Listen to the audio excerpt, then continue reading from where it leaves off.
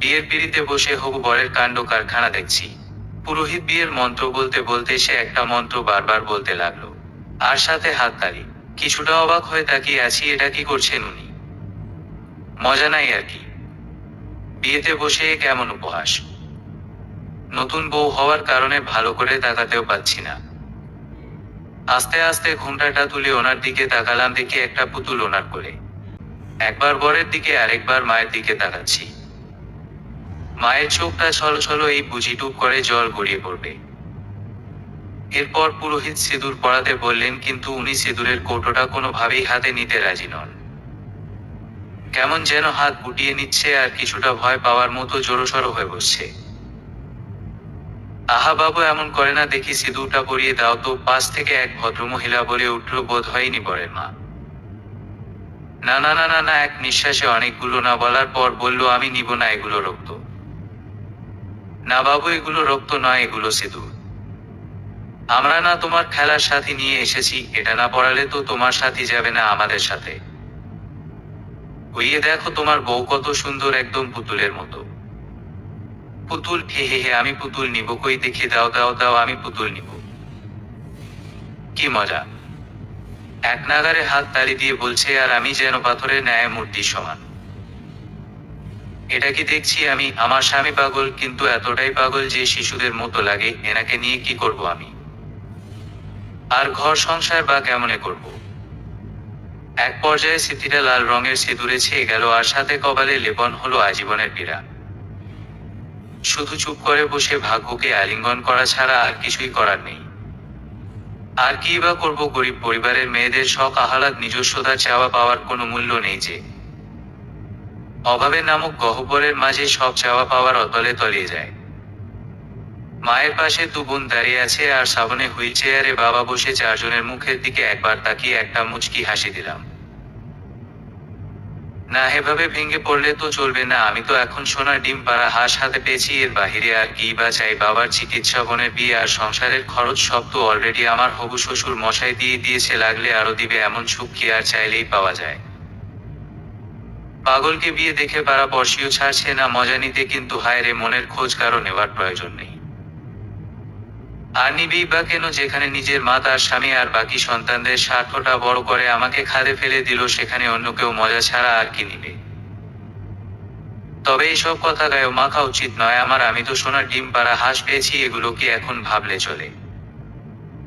না, একটু তো বড়লোকি ভাব আনা লাগবে। এখন তো গরিব নই, তাহলে গরিবের মন নিয়ে এত দুঃখ কেন পাবো? হাসতে হাসতে বাবার বাড়ি থেকে বিদায় নিলাম। কি হবে কেঁদে? সারা জীবনের কান্না তো সাথে নিয়েছি, তাহলে এই একবারের জন্য কেন কাঁদব এখন? সবার আবারও ধারণা হলো, বড়লোক জামাই পেলে মায়াবতী কাঁদতেও ভুলে যায়। শ্বশুর বাড়ি, মানতেই হবে, একদম মধুর হাড়ি। কতই না ভালোবাসা পাচ্ছি। এত এত আদরের দু একটা খোঁচমায় কথা। কত টাকায় কিনে নিলি রে রমানাথ বউটা? ছোট ঘরের মেয়ে তো বড়লোক শ্বশুর বাড়ি দেখে লোভ সামলাতে পারেনি। সামলে রেখো রমানাথ, চেহারাও খাসা। এগুলোর কোনোটা আনাচে কানাচে, কেউ বলছে কেউ বা সামনে। যদিও বা শ্বশুর মশাই উত্তরে বলে যাচ্ছে, কোনো টাকা দিয়ে আমাকে কিনে নেই নাই, আমি ওনার ছেলেকে ভালোবেসে বিয়ে করতে রাজি হয়েছি। হাস্যকর হলেও সবাই গোগ্রাসে গিলে যাচ্ছে কথাগুলো। এতগুলো কথা আর শুনতে হলো না। বাসর ঘরে পাঠিয়ে দেওয়া হলো এক পর্যায়ে। জামাইয়ের জন্য দুধ নিয়ে আসলাম, দেখি উনি রং পেন্সিল নিয়ে বিছানায় উবু হয়ে বসে কিছু একটা আঁকছে। রুমটাও সাজানো হয়েছে সেই রাজকীয় ভাবে। টেবিলে দুধটা রেখে ওনার সামনে গেলাম। অর্জুন বাবু, এগুলো রাখুন, অনেক রাত হয়েছে, ঘুমাতে হবে তো। মায়াকে দেখে কিছুটা বিব্রত হয়ে পড়ল অর্জুন। বিছানার এক প্রান্তে গিয়ে মা মা বলে চিৎকার করতে লাগলো। হুড়মুড় করে দরজা ঠেলে অর্জুনের বাবা মা ঢুকে পড়ল রুমে। বাবু, কি হয়েছে তোমার? হ্যাঁ, এমন করছো কেন? ব্যতিব্যস্ত হয়ে প্রশ্ন করলো অর্জুনের মা। আর অর্জুন আমার দিকে আঙ্গুল দিচ্ছে। তুমি কিছু করেছো বৌমা? অর্জুনের মা মায়ের দিকে ফিরে প্রশ্ন করলো। না মা, আমি তো ওনাকে ঘুমাতে বললাম। ও, বুঝেছি, তুমি অচেনা তো, তাই এমন বিব্রত অবস্থায় পড়েছে। কিছু মনে করো না বৌমা, আস্তে আস্তে সব ঠিক হয়ে যাবে, অর্জুনের মা বলল। মারে আমার ছেলেটা পাগল নয়, খুব ভালো আর মেধাবী ছেলে, জানো তো, একটা বড় ধাক্কা খেয়ে আজও এরকম শিশুদের মতো হয়ে গেছে।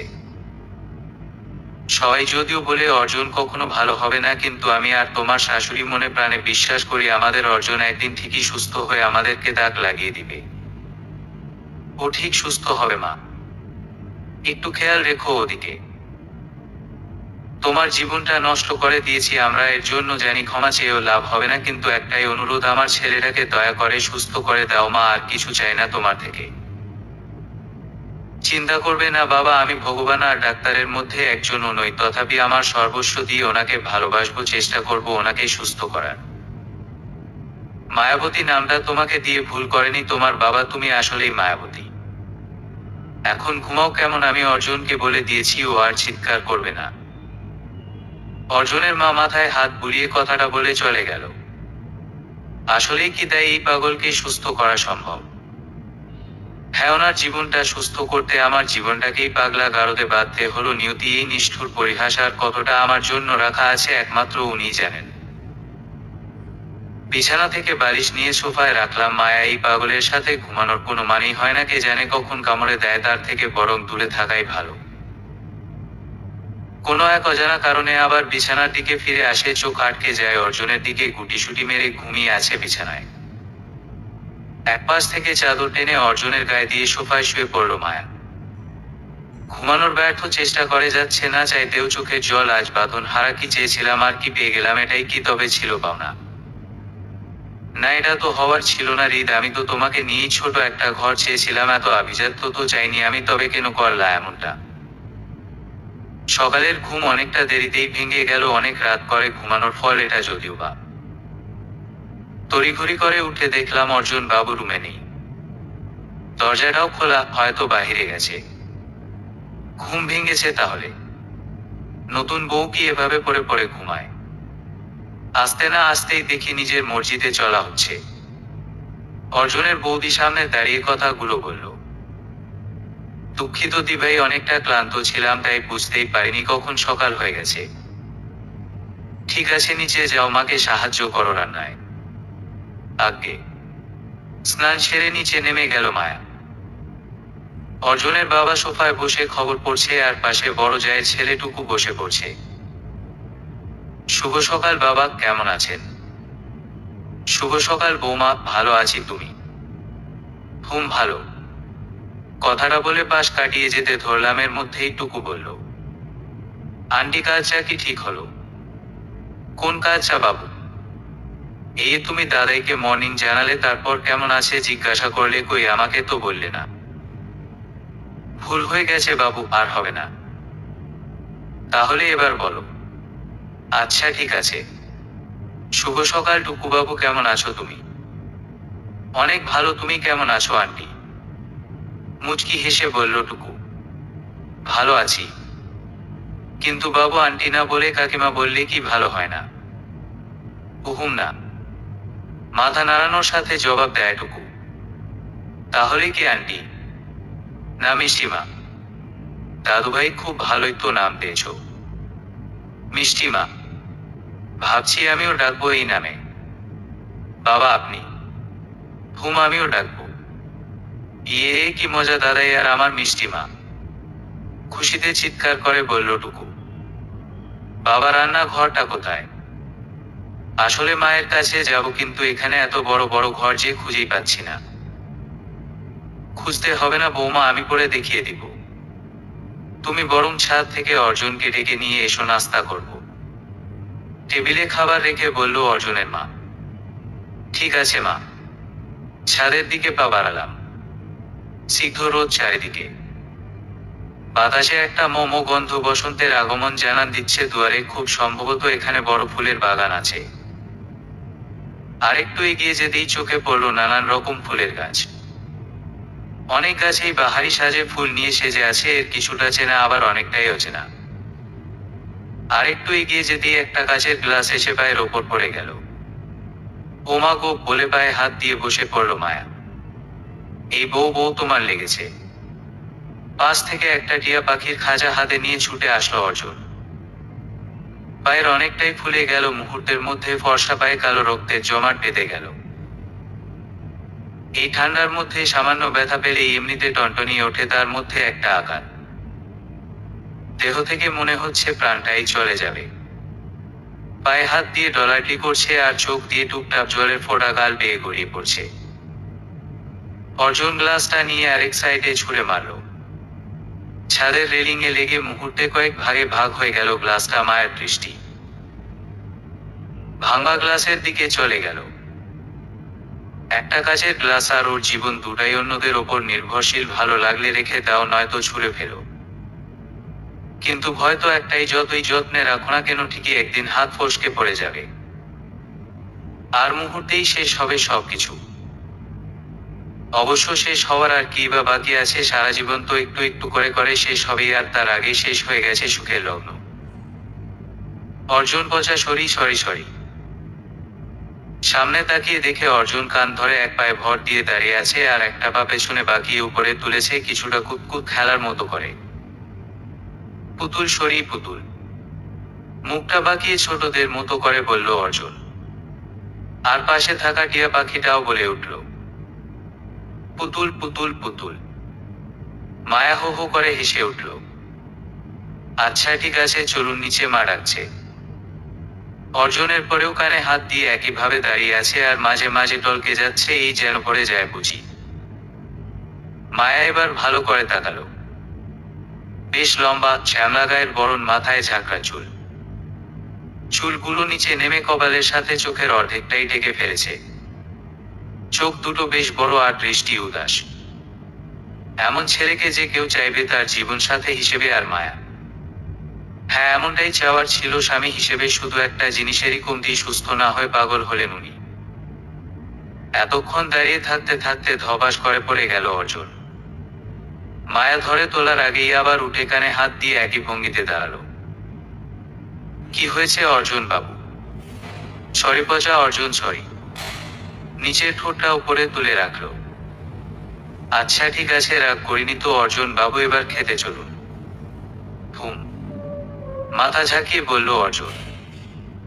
সময়গুলো চলছে এগিয়ে ধীরে অথবা জোরে, তবুও চলছে আপন গতিতে। 7 দিন পর বাবার বাড়িতে অর্জুনকে নিয়ে যায় মায়া। নতুন বর বউয়ের বাবা বাড়িতে যাওয়ার একটা নিয়ম আছে, সেই নিয়ম রক্ষার্থে যায়। বিকেলে অর্জুনকে নিয়ে বাহিরে বেড়াতে যায়, আর সাথে ওর 2 যমজ বোন বিন্তি আর রিন্তি। আরে বড় লোক পাগলার বউ যে। বা বেশ মানিয়েছে দেখছি পাগলার সাথে। সামনে তাকিয়ে দেখে হৃদ দাঁড়িয়ে। আর যাই হোক, ভাবনা ছিল হৃদ অন্তপক্ষে ভুল বুঝবে না। ওকে বুঝবে, কিন্তু না হেও অন্যদের মতোই। চোখ দিয়ে জল আপনা আপনি বেরিয়ে আসতে চাইছে, কিন্তু না এভাবে আর নয়। যা হওয়ার হয়ে গেছে, ভাগ্যকে যখন আলিঙ্গন করেছি তখন আর কিসের ভয়। অর্জুন হৃদকে দেখে মায়ের পেছনে গিয়ে দাঁড়ায়। ভয় আর দেখে হৃদ হো হো করে হেসে ওঠে। এটা না তো তোমার রাজত্ব, আর না তো তুমি রাজা। কোনো শাসক বা সমালোচকের প্রয়োজন নেই আমার। আমার রাজ্য, আমিই রাজা। আমি আমার মর্জিতেই চলবো। আর রইল পাগলের কথা, আজ তো এই পর্যায়ে তুমি বা আমি থাকতে পারতাম। তাহলে কি হতো? একইভাবেই তো লাঞ্ছনা গঞ্জনা সহ্য করতে হতো, তাই নয় কি? আমি আমার ভাগ্যকে স্বীকার করে নিয়েছি, এখানে তুমি কিছু বলার কেউ নও। বাবা টিয়ার মুখে বোল ফুটেছে দেখছি। তা দেখি তোমার পাগলা গার্ডের দামি স্বামীটাকে। হৃদ অর্জুনের দিকে হাত বাড়ালে অর্জুন মায়াকে জড়িয়ে ধরে। অনেক হয়েছে, আর নয়। এখান থেকে চলে যাও। মায়া, হ্যাঁ যাচ্ছি, লোভী মেয়েদের যা হয় আর কি। সোনার হরিণ হাতে পেয়ে এখন উচ্চ শিখরে পৌঁছে গেছো। এই অহংকার ভাঙবে একদিন। অহংকার? হ্যাঁ ঠিকই বলেছেন, এটা অহংকার। আমার স্বামী পাগল হলেও আপনার মতো এতটা নির্লজ্জ বেহায়া নয়। আপনার মতো কোনো মেয়ের স্বপ্নকে নিজের পায়ের তলায় মারিয়ে দেয়নি। এরকম স্বামী পেলে অহংকারী হয়। এহার হাওয়াতের দল, যা পায় তাকেই আঁকড়ে ধরে। কুকুরের পেছনে ঘেউ ঘেউ করার ইচ্ছে নেই আমার। আপনি আসতে পারেন এখন। রাস্তাটা তোমার বা তোমার বাবার নয়। নয় বলেই তো এখনো ভালোভাবে দাঁড়িয়ে আছেন। নয়তো আমার পায়ের জুতি নিয়ে এতক্ষণে আপনার গালে যেত। অর্জুনকে নিয়ে বাড়িতে চলে যায় মায়াবতী। বিছানায় শুয়ে কাঁদতে শুরু করে, এটাই কি ছিল আমার কপালে, এত অপমান।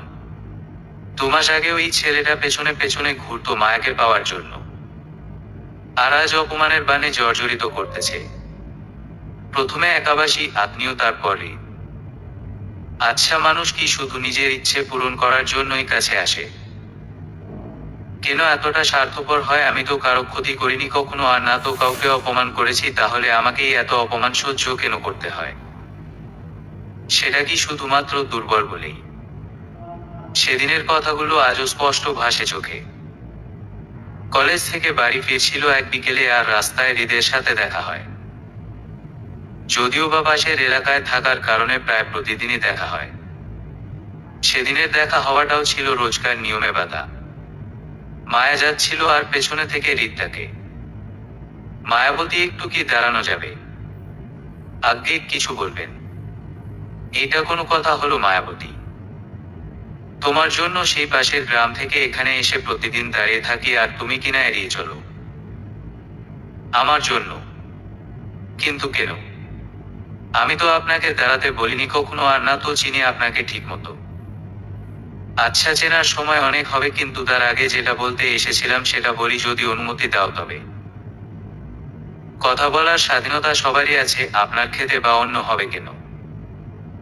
বেশ ভালোই তো গুছিয়ে কথা বলতে পারো, এজন্যই তোমাকে এত ভালো লাগে।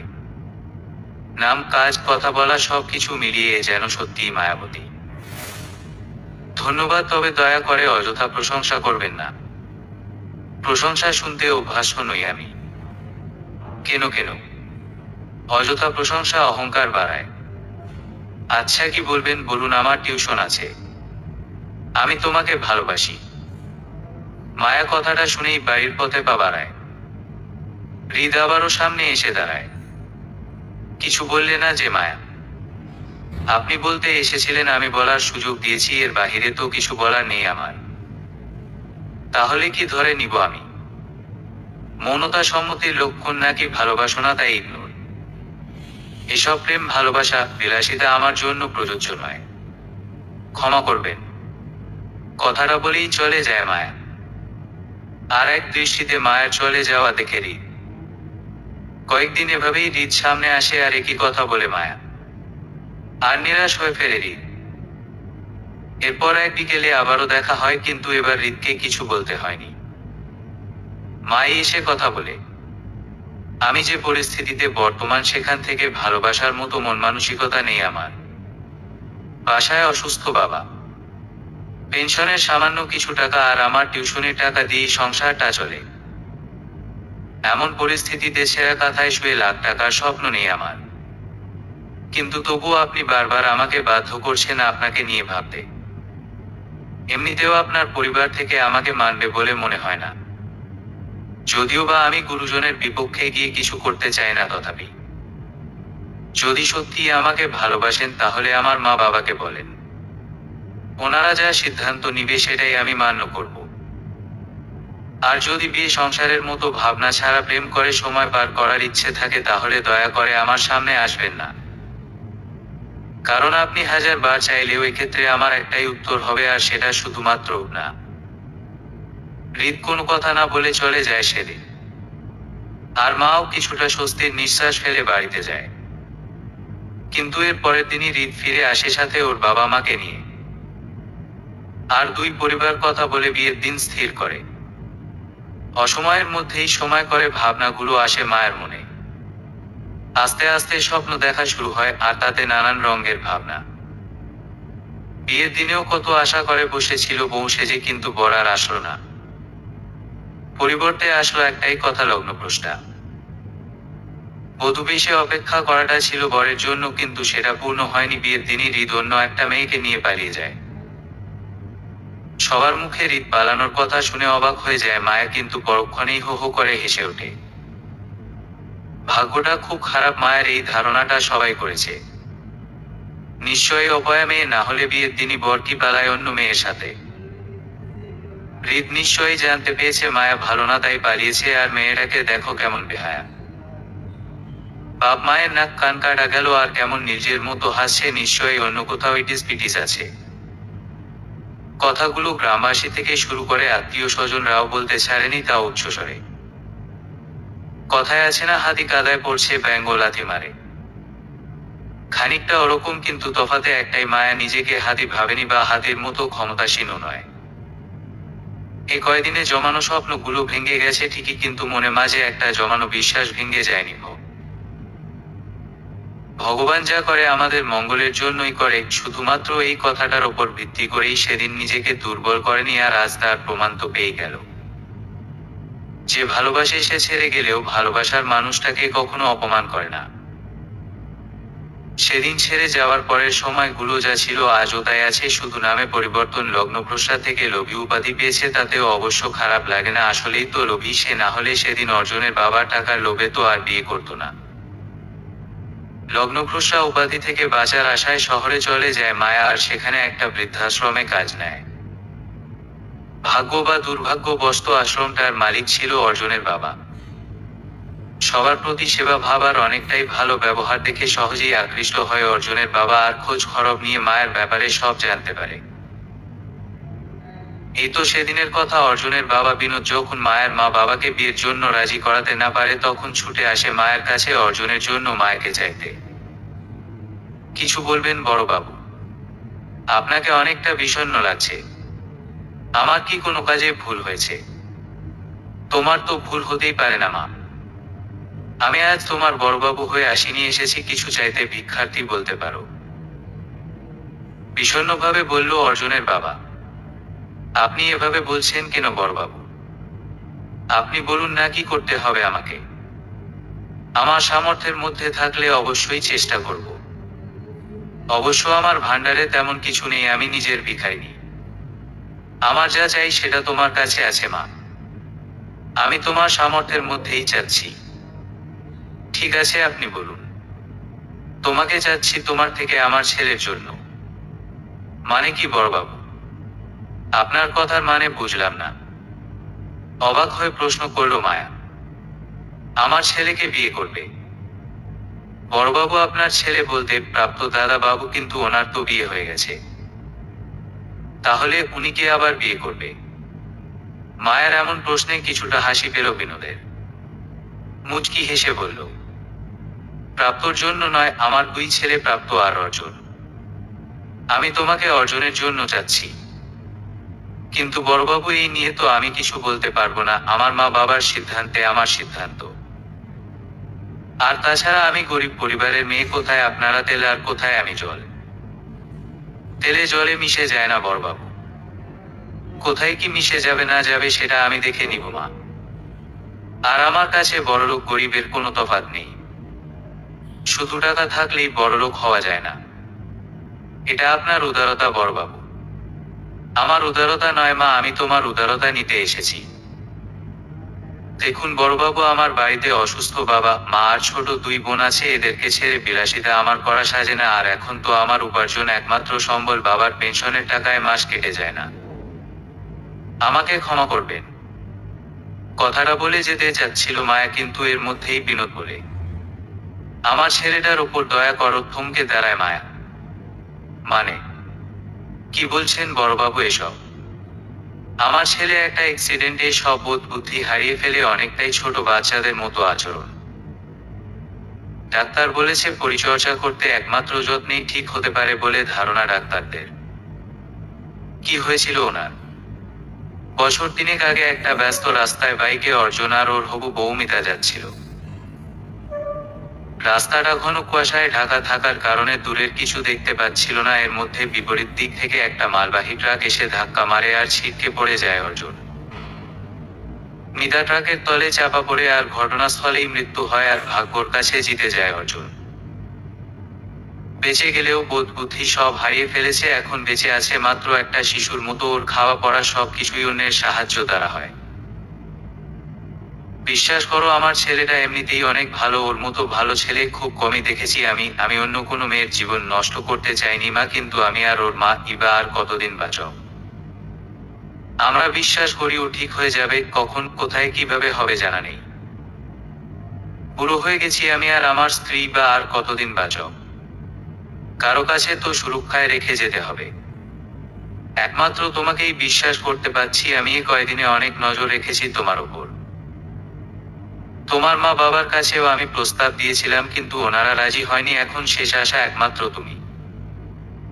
আমি কথা দিচ্ছি কখনো কোনো অভাবে ফেলবো না তোমাকে। তোমার পরিবারের দায়িত্বটাও আমি নিব। তুমি শুধু আমার ছেলের দায়িত্বটা নাও, এটুকু দয়া করো মা। অর্জনের করুণ পরিণতি জেনে কেঁদে ফেলে মায়া। আর বিনোদও বলতে গিয়ে কেঁদে ফেলে। না বলতে গিয়েও একটা অজানা কারণে বলতে পারেনি, কিছুটা সময় চেয়ে নেয় ভাবার জন্য। আর অবশেষে পরিবারের কথা ভেবে রাজি হয়ে যায়। যদিও বাবা মা চায়নি, এক্ষেত্রে নিজেই জোর করে বিয়েটা করে মায়া। সত্যিই তো যে পরিবারের ভার অন্যের ওপর দিয়ে বিয়ে করে সে তো লোভী। হৃদ ভুল বলেনি, আসলেই লোভী মায়া। কাঁধের ওপর কারো হাতের ছোঁয়া পেয়ে চোখের জল মুছে নেয় মায়া। স্পর্শটা নতুন, পেছনে কে বুঝতে না পেয়ে ফিরে তাকালো মায়া। আর অস্পষ্টতায় মুখ থেকে একটা শব্দ বেরিয়ে আসে, আপনি। পেছনে তাকিয়ে দেখে অর্জুন দাঁড়িয়ে আছে। কি হয়েছে অর্জুন বাবু? কোনো সমস্যা? অর্জুন চুপচাপ দাঁড়িয়ে আছে, মুখে কোনো কথা নেই। চোখ দুটো জলে ছলছল। হাতে একটা পুতুল নিয়ে আছে। মায়া এখনো বুঝতে পারে না অর্জুন পাগল না অটিস্টিক। ওর ব্যবহার রীতিতে, আচরণে ইঙ্গিত করে ও অটিস্টিক, আর জানামতে পাগল। এখন বাকিটা ভগবানের হাতে। মায়ার ধারণা হয়তো ওর জন্যই খারাপ লেগেছে, তাই এভাবে আছে। মায়া অর্জুনকে চুপ থাকতে দেখে আবারও প্রশ্ন করল, খিদে পেয়েছে? পেটে হাত দিয়ে দেখিয়ে দিল মায়া। অর্জুন মাথা নাড়িয়ে হ্যাঁ জানালো। খেতে বসে অর্জুন কিছুটা খাচ্ছে আর কিছুটা ছড়িয়ে দিচ্ছে উঠোনে বসে। মায়া হাত থেকে প্লেটটা নিয়ে নিজেই খাইয়ে দিতে লাগলো। এর মধ্যেই আবার পাশের বাড়ির কাকিমা এসেছি ছ্যাবা দিয়ে দিল। কি ঘোর কলিকাল আসলো রে বাবা! সোহাগ দেখে বাঁচি না। আমার যখন বিয়ে হয়েছিল লজ্জায় তেনার সামনে 2 বছর যায় নাই, আর এখন বিয়ে হতে না হতেই দেখি ভাত খাইয়ে দিচ্ছে। মায়া একবার তাকালো ওনার দিকে, তারপর কিছু না বলে আবার অর্জুনকে খাইয়ে দিতে লাগলো। আর অর্জুন নাক মুখ বিচিত্র অঙ্গ ভঙ্গিমায় তাকাচ্ছে, একবার মায়ের দিকে আর একবার কোলের কাছে রাখা পুতুলের দিকে। মহিলা কিছুক্ষণ দাঁড়িয়ে ওদের কাণ্ডকারখানা দেখে আবারও মুখ খুলল। বলি, বড়লোক জামাই পেয়ে কি ভালো মন্দটাও ভুলে গেলে? বাড়িতে কেউ আসলে তাকে বসতে দিয়ে কথা বলতে হয় সেটাও কি জানা নাই? অবশ্য থাকবেই বা কেন, সোনার খনি হাতে পেলে কি আর তামার খোঁজ থাকে গো? ঘোর কলিকাল। মায়া নীরব দৃষ্টিতে কিছুক্ষণ তাকালো, তারপর শান্তভাবে কথার উত্তর দিল। কাকিমা আসলে ঠিকই বলেছেন, ঘোর কলিকাল এসেছে, না হলে আপনার মতো একটা মানুষের আগমন হতো না। আর আমি ওনাকে আহ্লাদিত হয়ে খাওয়াচ্ছি না, উনি অসুস্থ তাই খাওয়াচ্ছি। এরপর বললেন, না বসতে দেওয়ার কথা। মা আপনাকে অনেক আগেই চেয়ার দিয়ে বসতে বলে গেছে, কিন্তু আপনি এতটাই কটু কথায় ব্যস্ত যে পেছনে তাকানোর বা মায়ের কথায় কান দেওয়ার সময় পাননি। কি আমার মুখে মুখে তর্ক? পরমা, তোর মেয়ে আমাকে অপমান করছে আর তুই চুপচাপ দাঁড়িয়ে দেখছিস? ছি ছি ছি, এই দিনটাও দেখার ছিল। এবার মায়ের মা আর চুপ থাকতে পারল না।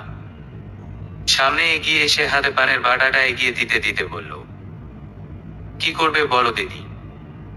মেয়েটাকে এখনো যুগোপযোগী করে তুলতে পারিনি। এটা আমার ব্যর্থতা। মুহূর্তেই মহিলার মুখে হাসি ফুটে উঠল। পান খাওয়া লাল দাঁত বের করে বিশ্রী ভাবে হাসল। শোন, মায়ের মা বাকি দুইটাকে ভালো করে শিক্ষা দিবি, এটা তো উচ্ছন্নে গেছে। মায়া আর চোখে তাকিয়ে অর্জুনকে জল খাওয়াতে লাগলো। তুমি ঠিকই বলেছ দিদি, বাকি দুইটাকে শিখিয়ে দিব কিভাবে সব কথার উত্তর দিতে হয়। আচ্ছা দিদি, শুনলাম তোমার মেয়ে নাকি পালিয়ে গেছে পাশের এলাকার কোন ছেলের সাথে? আচ্ছা ছাড়ো সেসব কথা, ওটা তো রীত ছিল। আচ্ছা, তুমি নাকি 2 বছর দাদার সামনে যাও নাই? তাহলে বিয়ের বছর ঘুরতে না ঘুরতে যে মেয়েটা হলো সেটার বাবা কে গো? দাদা তো তাহলে হতেই পারে না। তাহলে তুমি কি? এবার মহিলার রাগ তিরিক্ষি হয়ে গেছে। কি তার মানে কি বলতে চাচ্ছিস তুই আমি অন্য কারো সাথে? থাকিস, এক্ষুনি নিবিড় বাপকে নিয়ে আসতেছি। হ্যাঁ, মানুষের আজকাল ভালো করতে নাই দেখি উল্টা সাপের মতো গাসায়। এতক্ষণ মায়া দাঁড়িয়ে চুপচাপ ওনার নাটক দেখে যাচ্ছিল, এবার উঠে এসে বলল, কাকিমা, আপনার যাকে ডাকার ডেকে আনুন তো, তবু ঝগড়া করবেন না, এটা ভদ্রলোকের বাড়ি। মা, মেয়েকে দেখে নিব কি, পেয়েছিস কি মেম্বারকে ডেকে আনবো? মহিলা গর্জাতে তরজাতে চলে গেল। মা, এবার কি হবে গো? এই মহিলা তো ঝগড়া করে পারা মাথায় তোলে, জানি না আবার কি না কি জারি নিয়ে আসে। তুমি এসব বলতে গেলে কেন আবার? আরে চুপ থাক তো, ওকে হারে হারে চিনি আমি। ওর মেয়েটাকে নিয়ে তোর কি সর্বনাশ করলো মনে নাই? বিয়ের দিন জামাইক নিয়ে পালাইছে। ছাড়ো তো মা, কপালে নাই কি, ঠকঠকাইলে হইবে কি? যেটা ভাগ্য নেই সেটা নিয়ে আফসোস করি না আমি। আর তাছাড়া এখন বা খারাপ কিসে? আমি অর্জুন বাবুর সাথেই বাকি জীবনটা পার করতে চাই। ফেলে আসা অতীতে তাকালে বিরহের সাগর ছাড়া কিছুই পাওয়া যায় না। কথাটা বলে মায়া ঘরে চলে গেল, আর পরমা মেয়ের যাওয়ার দিকে এক দৃষ্টিতে তাকিয়ে রইল। কত বড় হয়ে গেছে মেয়েটা! এই তো সেদিনের কথা। পরমার বিয়ে হলো 15 বছর আগে। কনে বেশে বাড়িতে এসে ছোট্ট মায়াকে উপহার হিসেবে পায়। বিয়ের 3 বছর পর মায়ের মা মায়াকে জন্ম দিতে গিয়ে মারা যায়। আর তারপর পরমাকে বিয়ে করে আনে রমেশ।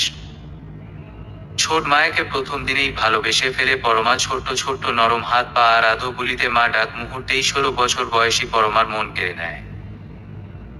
যদিও বা সবাই বলে সতীন থাকা ভালো, কিন্তু সতীনের কাটা থাকা ভালো নয়।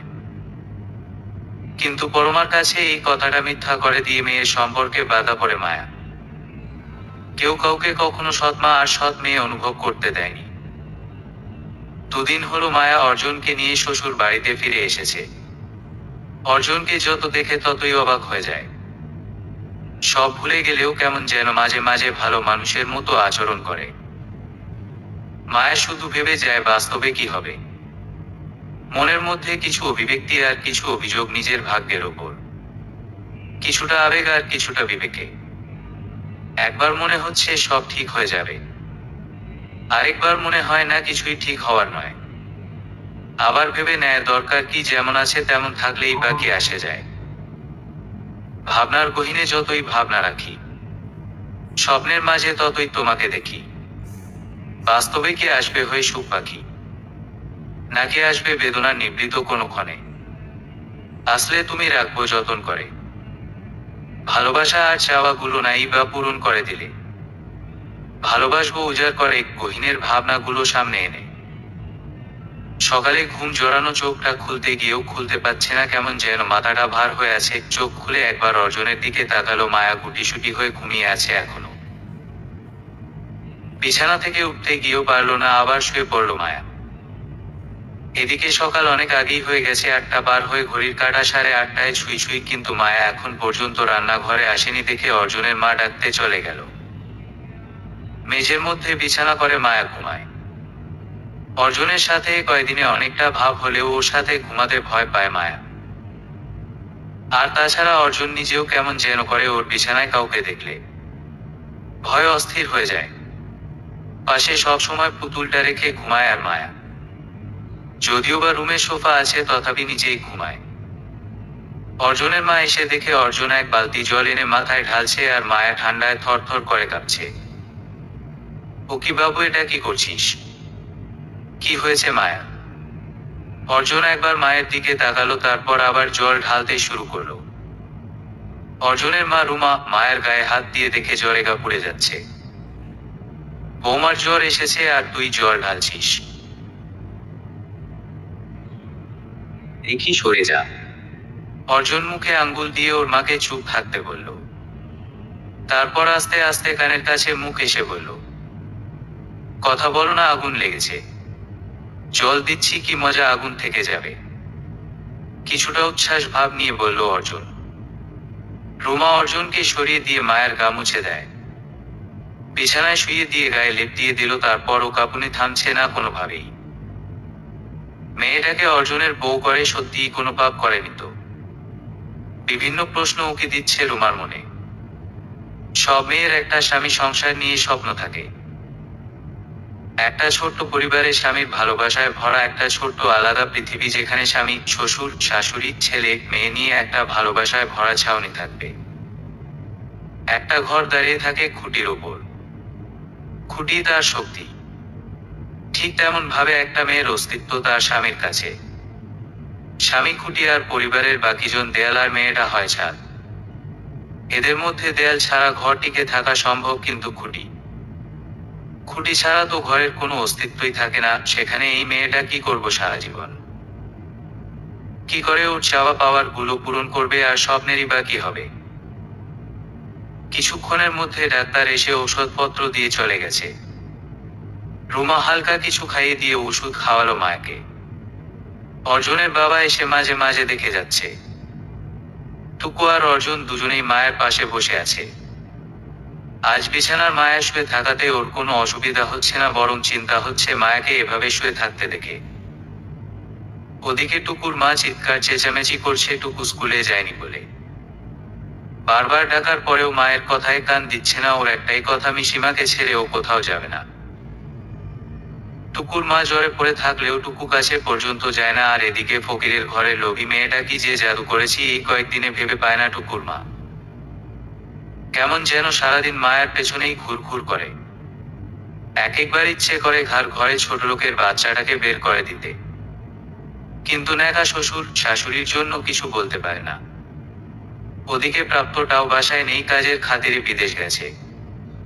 না হলে এর একটা বিহিত করেই ছাড়তো এতদিনে। কি ধরিবাজ মেয়েরে বাবা, এ নিশ্চয়ই টুকটাক জানে। টাকা খসানোর ধান্ধায় পাগলটাকে বিয়ে করেছে, না হলে এত আদিক্ষেতা দেখাতো না। একদিনের জারিজুরির আমার হাতেই শেষ হবে। আমিও দেখিয়ে দিব এর আসল উদ্দেশ্য কি। আমাকে তো এখনো চেনে নাই। হারে হারে টের পাবে নিতু কি জিনিস। রাতে ঘুম ভেঙে গেলে দেখে অর্জুন পাশে শুয়ে আছে। একটা হাত মায়ের পেটের ওপর আর আরেকটা মায়ের মাথার নিচে, একদম বালিশের মতো দিয়ে রাখা। অনেকটা লজ্জা পেয়ে গেল মায়া। ঘুমন্ত অবস্থায় অর্জুনকে দেখতে কতটা নিষ্পাপ লাগছে। অবশ্য সারাক্ষণই ওকে নিষ্পাপ লাগে, কিন্তু পাগলামোর কোনো ছাপ বোঝা যাচ্ছে না। একজন পরিপূর্ণ সুদর্শন পুরুষ সামনে যেন। মায়ের খুব করে ইচ্ছে করে অর্জুনের চোখের পাতায় আলতো করে চুমু একে দিতে। এ কয়েকদিনে অনেকবার তাকিয়েছে ওর চোখে। জোড়া ভ্রুর আর মায়াময় চোখ দুটোই খুব করে টানে, একদম চৌম্বক শক্তির মতো। মাথার চুলগুলো আছড়ে পড়ে আছে কপালময়। মায়া কপালে টিপাকতে গিয়েও ফিরে আসে। যদি উনি জেগে যায় তাহলে। অর্জুন যে পাগল সেটা ওর ভাবিনার বাহিরে বলা তো যায় না। হুট করে যদি উনি ঠিক হয়ে যায় তখন কি যে কেলেঙ্কারি হবে। আলতো করে পেট থেকে অর্জুনের হাতটা সরিয়ে নামতে গেল বিছানা থেকে। দুবাই গিয়ে যেতেই শাড়ির আঁচলে টান লাগে। এক মুহূর্তেই থেমে যায় মায়া। পেছনে থেকে অর্জুন আঁচল ধরে টানছে না তো আবার।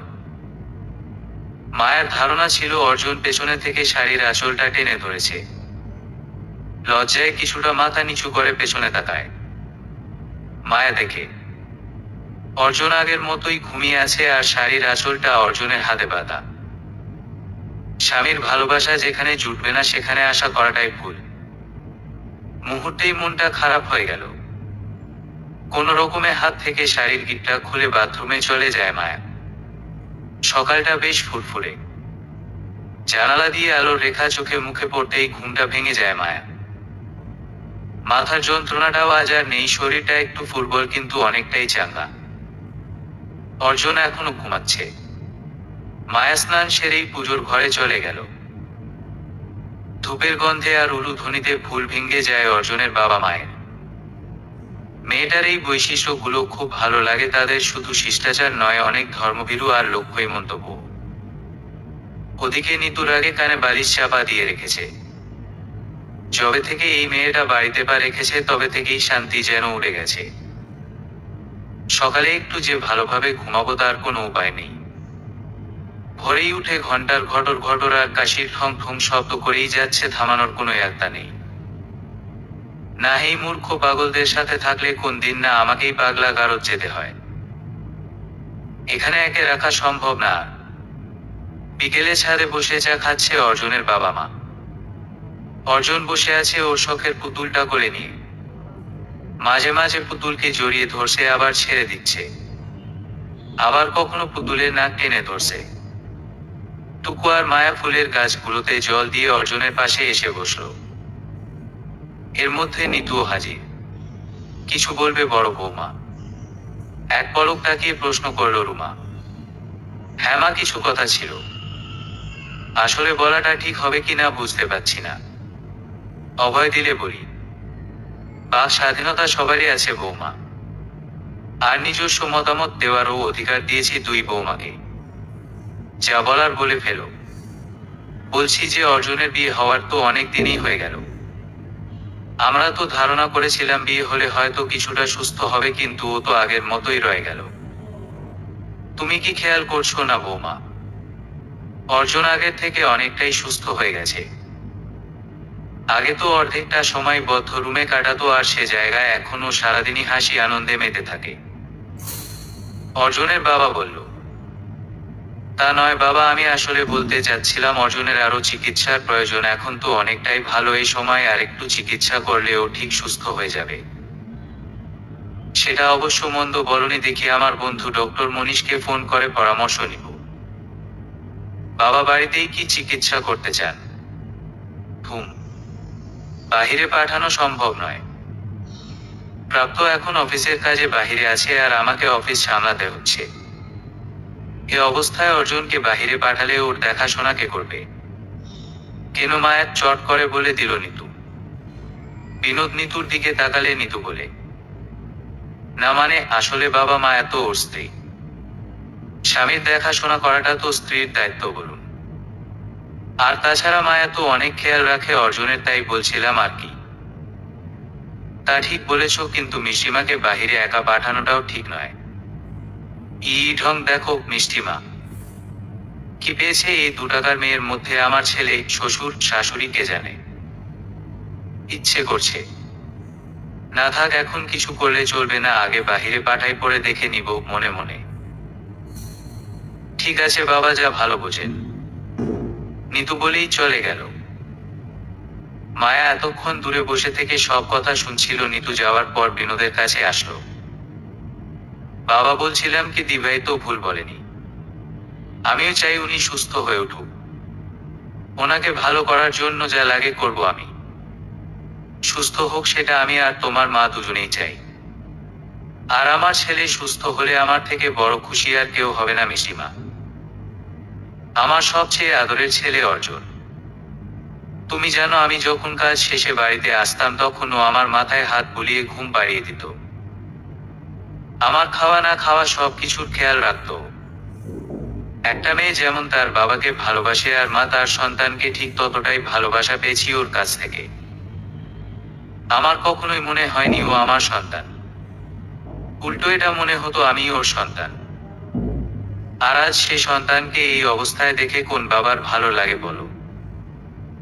থাক না অর্জুনের বাবা, মেয়েটাকে এত কষ্ট দিচ্ছ কেন? দেখো কেমন কাঁদছে তোমার সাথে সাথে। একই মিষ্টিমা, তুমি কাঁদছো কেন? বাবা, ভগবান ভালো মানুষদের এত কষ্ট দেয় কেন? জানেন আমার বাবাও অনেক ভালো, কত আদর ভালোবাসায় মাতিয়ে রাখতো সবাইকে, আর রাজুনি। তবুও ভগবানের কাছে কৃতজ্ঞ, এখনো বাঁচিয়ে রেখেছে অর্জুন বাবুকে উনি। কিন্তু অর্জুন বাবুকে যদিও বা আমি আগের কোনো অবস্থাতেই দেখিনি, তথাপি খুব করে চাই উনি সুস্থ হোক, আবার আগের মতোই সবার সাথে হাসি খুশিতে থাকুক। আমার এর বাহিরে আর কিছু চাওয়ার নেই বাবা। কিন্তু মিষ্টিমা, বাবাই যদি তোমাকে ভুলে যায়? হঠাৎ টুকু প্রশ্ন করে বসে। মায়ের বুকটা চিনচিনিয়ে ওঠে। সত্যিই তো, যদি উনি আগের জীবনে গিয়ে আমাকে ভুলে যায় তাহলে কি হবে আমার? আমি তো ওনাকে অনেক ভালোবেসে ফেলেছি। একটা দিনও উনি ছাড়া থাকা সম্ভব নয়। আমি তো জলবিহীন মাছ হয়ে যাব। না চাই না তোমার ওনাকে আগের মতো। উনি যেভাবে আছে ঠিক সেভাবেই থাক, আর কিছু চাই না আমার। সারা রাত শিবরাত্রির ব্রত করে সকালে অর্জুনকে নিয়ে বাড়ি যাওয়ার জন্য রাস্তায় আসলো মায়া। পাশেই গাড়ি নিয়ে বসে আছে ড্রাইভার। গাড়িতে উঠতে যাবে, এর মধ্যেই একটা গগন বিদারক আর্তনাদ প্রচন্ড শব্দে কি যেন ফেটে গেল। পাশে তাকিয়ে দেখে অর্জুন রাস্তায় পড়ে আছে। অর্জুনকে ধরে গাড়িতে তুলল ড্রাইভার সহ।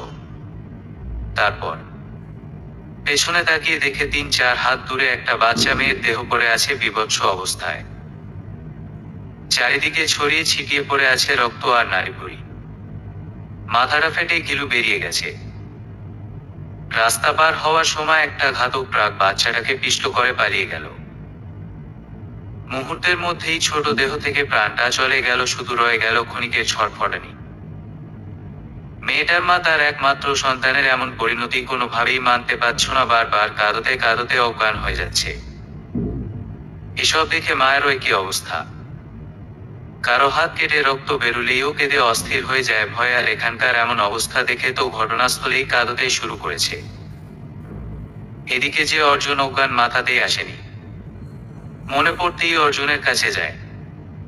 চোখে মুখে জল ছিটিয়ে দেওয়ার পরেও জ্ঞান ফেরে না দেখে বাসায় ফোন করে কোনোভাবে কাঁদতে কাঁদতে খবরটা পৌঁছে দিয়ে অর্জুনকে নিয়ে হাসপাতালে নিয়ে যায়।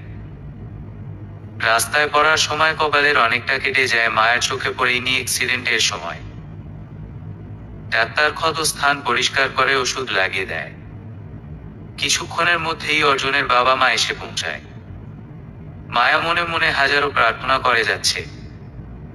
সৃষ্টিকর্তার কাছে একটাই চাওয়া, উনি যেন সুস্থ থাকে। বিয়ের হওয়ার এই কয়েকটা মাসে স্বামী স্ত্রীর সম্পর্কটা তৈরি হয়নি। উনি অসুস্থ তেমন কিছুই নিজের বোধ নেই, একটা বাচ্চার মতো যেন। যা বুঝিয়ে দেওয়া হয় তাই বোঝে, এর বাহিরে কোনো চাওয়া পাওয়া ছিল না। তবু বিয়ের বন্ধনের বাঁধন ছাড়াও একটা মনের বাঁধনে বাধা পড়ে গেছে। ওনার সেই বাচ্চামুখগুলো খেলার খাতিরে সেই জড়িয়ে ধরা। ভয় পাওয়াগুলো নিমিষেই মন কেড়ে নিয়েছে। কি করে ফেরাবো সেখান থেকে? এখন অব্দি ঘুম ভেঙে গেলে সেই শাড়ির আঁচলে টান লেগে পেছনে ফিরে দেখা অর্জুনের হাতে আঁচল বাঁধা। ঠোঁট বাঁকিয়ে সেই বলা কথা ও সব যেন ছবির ন্যায় চোখের সামনে ভেসে উঠছে। ভেতরটা দুমড়ে মুচড়ে যাচ্ছে ওনাকে এভাবে অজ্ঞান দেখে। কিছুতেই মন শান্ত হচ্ছে না, এক অজানা ভয় অস্থির হয়ে যাচ্ছে বারবার। কিছুক্ষণ পর ডাক্তার জানালো জ্ঞান ফিরেছে অর্জুনের। অতি দ্রুত মায়া আর অর্জুনের বাবা মা গিয়ে পাশে বসলো। অর্জুন চোখ খুলে এদিক সেদিকে তাকাচ্ছে। মায়া ব্যতিব্যস্ত হয়ে প্রশ্ন করে যাচ্ছে, অর্জুন বাবু আপনি ঠিক আছেন তো? এখন কেমন লাগছে? আপনি পড়ে গেলেন কিভাবে? খুব লেগেছে তাই না? অর্জুন কিছু না বলে ডাবাডাব করে তাকিয়ে দেখছে। ওর মা মাথার পাশে বসে মাথায় হাত বুলিয়ে দিতে লাগলো। অর্জুনকে চুপ থাকতে দেখে মায়া কানে হাত দিয়ে দাঁড়ালো, যেভাবে অর্জুন দাঁড়াতো। শরীর বউ পচা অর্জুন বাবু। ইনি কে মা? কিছুক্ষণ তাকিয়ে থাকার পর প্রশ্ন করলো অর্জুন। অর্জুন বাবু সরি বললাম তো, ক্ষমা করে দিন না, না হলে পড়ে যাবো তো। অর্জুন মায়ের কথায় কান না দিয়ে ওর বাবাকে প্রশ্ন করলো, বাবা মিতা, মিতা কোথায়? তোমরা সবাই এখানে, আর মিতাও তো আমার সাথেই যাচ্ছিল, ও কোথায় বাবা? এক মুহূর্তেই যেন হোঁচট খেয়ে গেল মায়াবতী। মিতা এত সেই মেয়ে যার সাথে ওনার বিয়ে হওয়ার কথা ছিল। কিন্তু উনি, তার মানে ওনার আগের সব কিছু মনে পড়ে গেছে। অর্জুনের বাবা মা তো খুশি দেখে দিয়ে ফেললো, অর্জুনকে জড়িয়ে ধরে। কিন্তু অর্জুন ব্যস্ত হয়ে পড়েছে মিতার খোঁজের জন্য। বড় একটা ধাক্কা থেকে ফিরে এসেছে সবে। এখন যদি মিতার মৃত্যুর খবর পায় তাহলে আবার ধাক্কা খাবে। এখন কিছু না বলে আস্তে আস্তে সব বলে দিয়ে, নয়তো বড় একটা ক্ষতি হতে পারে। ডাক্তার অর্জুনের বাবাকে পাশে ডেকে বলল, মা বলছো না কেন মিতা কোথায়? আমাকে এভাবে রেখে ও এখনো দূরে আছে। ও জানে না আমি ওকে না দেখলে পাগল হয়ে যাই। বাবু মিতা বাড়িতেই আছে, ও একটা কাজে আটকা পড়ে গেছে তাই আসতে পারেনি, কিন্তু ও এখানেই ছিল এতক্ষণ, একটু আগেই চলে গেছে বাবু। অর্জুনের মা বলল, আচ্ছা ঠিক আছে তাহলে আমি যাচ্ছি। আহা ছোট বাবু, আগে বাসায় চলো তো, খিদে পেয়েছে আমার খুব। অর্জুনের বাবা বলল, ঠিক আছে বাবা, তাহলে বাসায় চলো, আমি পরেই যাচ্ছি মিতার কাছে। বাবার ওপর কোনো কথা বলে না অর্জুন, তাই যা বলল তাই মেনে নিয়ে সাথে চলল। যদিও মনটা বারবার মিতার কাছে চলে যাচ্ছে। চোখ দুটো বারবার বলছে গতকাল যেন দেখিনি তোমাকে, একবার তোমায় দেখি। উনি বারবার মিতাকে খুঁজছে, তার মানে এটা পরিষ্কার আগের সব মনে পড়ে গেছে। কিন্তু অর্জুন বাবু, আপনি তো একবারও আমার কথা বললেন না। আমি কতটা ব্যাকুল আপনার সাথে কথা বলার জন্য, আর আপনি একবারও ফিরে চাইলেন না। আপনার পুতুল বউকে কি একবারও মনে হলো না? তাহলে কি আপনার মাঝখানের এই 4টা বছর মুছে গেল? আমি মুছে গেলাম আপনার জীবন থেকে। সবাই খেতে বসেছে আর মায়া খাবার দিচ্ছে। বাড়িতে টুকুও নেই, প্রাপ্ত দাবাইটুকু আর ওর মা তিনজনেই বাহিরে বেড়াতে গেছে। অর্জুন খেতে খেতে ওর বাবার সাথে ব্যবসা নিয়ে কথা বলছে। এমন ভাবে কথা বলছে যেন কিছুই হয়নি ওনার। আগের সেই স্বাভাবিক জীবনের মাঝেই আছে, এসেই কেমন ব্যবসা নিয়ে পড়েছে। উনি কে বাবা? আগে তো আমাদের বাড়িতে দেখিনি। ও হচ্ছে গভর্নেস। অর্জুনের বাবাকে কিছু বলতে না দিয়ে মায়া বলল। বিনোদ আর রুমা মায়ের দিকে তাকালে মায়া মাথা নাড়িয়ে না বলে দেয়। কার গভর্নেস আপনি? টুকুর। আপনি তো অসুস্থ অবস্থায় ছিলেন, তাই জানেন না। ও আচ্ছা বাবা, আমার খাওয়া হয়ে গেছে, আমি এখন আসি। সে কি, কোথায় যাচ্ছেন?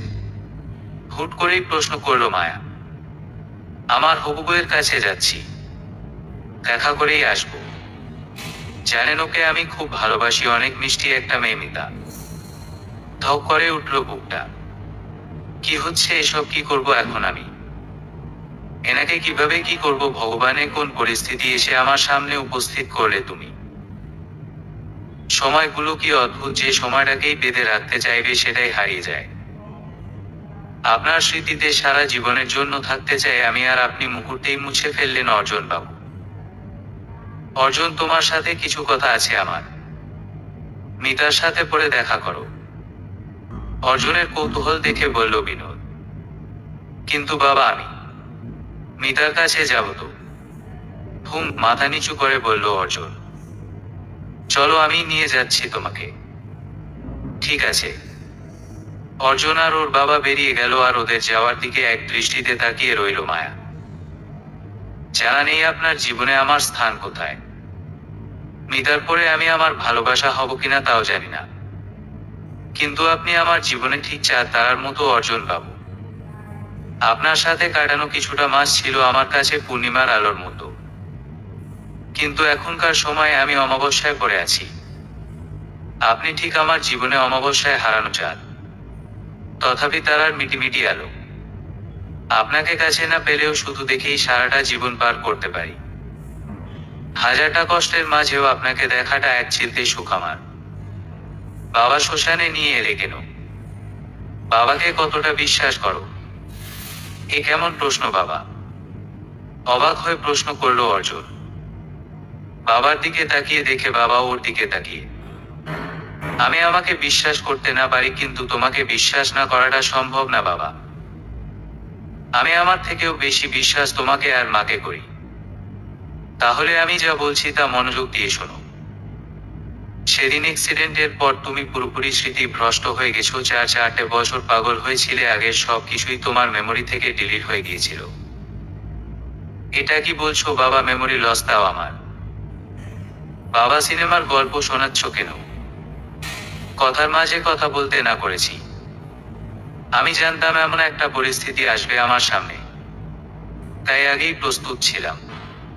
বাবা, সামনে তাকিয়ে দেখো। একটা বাঁধানো চিতার দিকে আঙ্গুল দেখিয়ে দিল বিনোদ। মিতা চৌধুরী, মৃত্যু 12ই জুন 2011 সাল। লেখাটা দেখেই পেছনে পিছিয়ে গেল অর্জুন। বাবা, এটা কি? কিভাবে কি হয়েছে আর কত তারিখ আজ? 2015 সাল চলছে। আজ থেকে ঠিক 4 বছর আগে তোমার সাথে বাইক অ্যাক্সিডেন্টে মিতা মারা যায় ঘটনাস্থলে।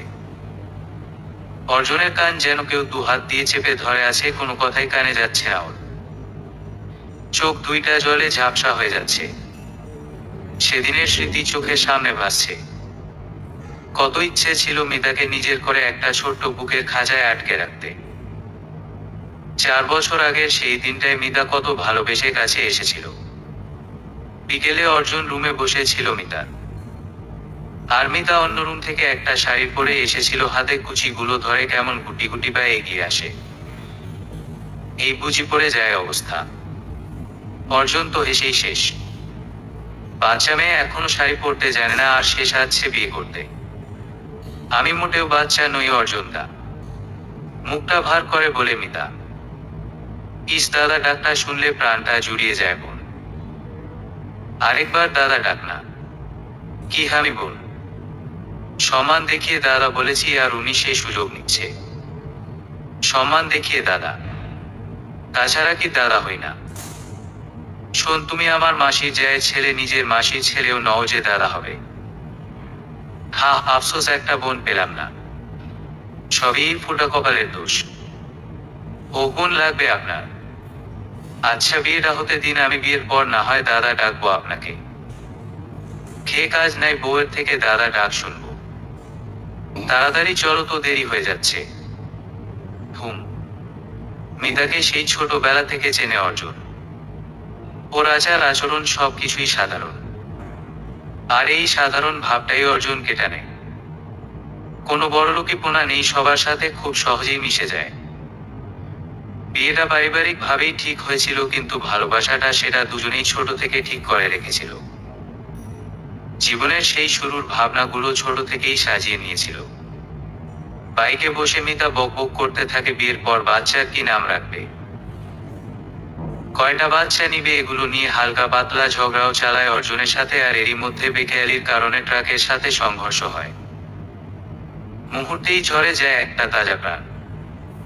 অ্যাক্সিডেন্টের কথা মনে হতেই চিৎকার করে ওঠে অর্জুন। বাবাকে জড়িয়ে ধরে কাঁদতে থাকে। মিতা আমার সাথে বিশ্বাসঘাতকতা করলো বাবা। ও কথা রাখলো না, আমাকে ছেড়ে চলে গেল। আমি এখন কি নিয়ে বাঁচব বাবা? আমাকে নিঃস্ব করে চলে গেল বেমানিটা। হু হু করে কেঁদে উঠল অর্জুন। ছেলের কান্নায় বিনোদের বুকটা দুমড়ে মুচড়ে যাচ্ছে। চাইলে তিনি আরো কিছুদিন পর বলতে পারত, কিন্তু এভাবে না বললে মায়াবতীর সাথে অন্যায় হবে। ওই মেয়েটা যে বড়ই দুঃখিনী। বাড়িতে এসেই দরজা আটকে দিল অর্জুন। চারিদিকে মিতার স্মৃতি, অথচ মিতা নেই। ভাবতেই পারছে না মিতা নেই। এক অবেলার গধূলি লগ্নে জীবনের খেলা শেষ করে ও তো চলে গেল, কিন্তু আমাকে কি দিয়ে গেল একরাশ বেদনা ছাড়া? বাকি জীবনটা কিভাবে কাটাবো আমি? কতটা কাছাকাছি এসেছিলে তুমি, সেখানে দূরত্বের মাপটা দিতে পারিনি আমি। কতটাই বা ভালোবেসেছিলে তুমি, যে ভালোবাসায় আজ পূর্ণ না হয়ে অপূর্ণতে ভুগি আমি। না, এসো না, এসো না আর ফিরে তুমি। তার চেয়ে বরং দূরেই থাকো, তাতেই খুশি আমি। প্রভাত শেষে এক আলোর রোশনির মতো, তোমাকে না পাওয়ার এক আজন্ম তৃষ্ণায়। সারা জীবন পূর্ব আমি। অপেক্ষার অবসানটা না হয় এ জন্মে না ই হলো, তবে দ্রুত অতিবাহিত সময়টা ভালো ছিল। হ্যাজাক কেটে সে সময়, তোমাকে না পাওয়ার এক আজন্ম তৃষ্ণায়। অনেকক্ষণ ধরে দরজা ধাক্কাধাক্কি করে ডাকাডাকি করে যাচ্ছে মায়া, কিন্তু ভেতর থেকে কোনো সাড়া দিচ্ছে না অর্জুন। মায়া প্রাণটা যেন উড়ে যাচ্ছে এভাবে অর্জুনকে দেখে। দরজার সামনে বসে পড়ল। এর মধ্যে বিনোদ এসে কাঁধে আলতো করে হাত রাখল। মায়া মাথা উঁচু করে তাকিয়ে দেখে অর্জুনের বাবা। বাবা কি হবে এখন? ও তো কোনো কথাই শুনছে না। আমার খুব ভয় হচ্ছে বাবা। চিন্তা করো না মিষ্টি মা, সব ঠিক হয়ে যাবে। কোনো কিছুই তো ঠিক নেই বাবা। উনি ঘরের মধ্যে আর কতক্ষণ থাকবে এভাবে? আমার অস্বস্তি হচ্ছে খুব, মনটা অস্থির হয়ে যাচ্ছে। বুঝতে পেরেছি বৌমা, তুমি চিন্তা করো না, ও এক্ষুনি বেরিয়ে আসবে। এতটাও অবাধ্য ছেলে নয়। বিনোদ দরজার সামনে গিয়ে অর্জুনকে ডাকল। 2-3 বার ডাকার পরে দরজা খুলে দিল অর্জুন। চোখ দুটো ফুলে লাল হয়ে গেছে, চুলগুলো উস্কো খুস্কো, এই কয়েকটা মুহূর্তে কি অবস্থা হয়ে গেছে চেনাই যাচ্ছে না। বাবা, আমাকে ভগবান ভালো কেন করে দিল বলতে পারো? এই কষ্টগুলো সহ্য করার জন্যই কি এতদিন পর ভালো করে দিয়েছে? আমি কি নিয়ে বাঁচব বাবা? আমার সমস্ত কল্পনার মধ্যে মিতা।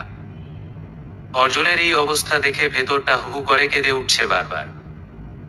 কোনোভাবেই প্রিয়জনের কষ্ট মেনে নেওয়া যায় না যে। আজ প্রথম কোনো পুরুষ মানুষকে চোখের সামনে কাঁদতে দেখছে মায়া। ওর বাবাকে ছোটবেলা থেকে দেখে আসছে, কত ঝড় ঝাপটা মাথার ওপর দিয়ে গেছে তার ঠিক নেই। হাজার কষ্টের মাঝেও চোখে জল আসতে দেখেনি। পুরুষ মানুষ নাকি খুব সহজে কাঁদে না, কিন্তু আজ দেখছে অর্জুনের কান্না। কতটা ভালোবাসা থাকলে একটা পুরুষ কাঁদতে পারে এখন বুঝতে পারছে ও। বিনোদ ছেলেকে কিছুই বলতে পারছে না, চুপচাপ বুকে জড়িয়ে ধরে আছে। অর্জুনের মাও চুপচাপ চোখের জল মুছে যাচ্ছে। মায়া ছুটে গেল ছাদে। কারো কান্না দেখে চুপচাপ সহ্য করার সাধ্য নেই ওর। ছাদে দাঁড়িয়ে মুক্ত আকাশের পানে এক দৃষ্টিতে তাকিয়ে রইল। দুদিন কেটে গেল, অর্জুন চুপচাপ রুমের ভেতর থাকে। খুব জরুরি কোনো কাজ ছাড়া বাহিরে বের হয় না। পুরো বাড়িটা যেন একটা থমথমে পরিবেশের মধ্যে। কাউকে বোঝানোর মতো কোনো যুক্তি জানা নেই মায়ার। অবশ্য ও নিজেই নিজেকে বোঝাতে পারে না। নিজেই প্রায় দুমড়ে মুচড়ে শেষ হয়ে যাচ্ছে। যথাসম্ভব চেষ্টা করে যাচ্ছে অর্জুনের আশেপাশে থেকে ওকে সান্ত্বনা দেওয়ার, কিন্তু কোনো সুযোগ পাচ্ছে না। অর্জুন সবসময় দরজা আটকে রাখে ভেতর থেকে। বিকেলের মধ্যেই প্রাপ্তদার টুকু আর ওর মা চলে আসলো।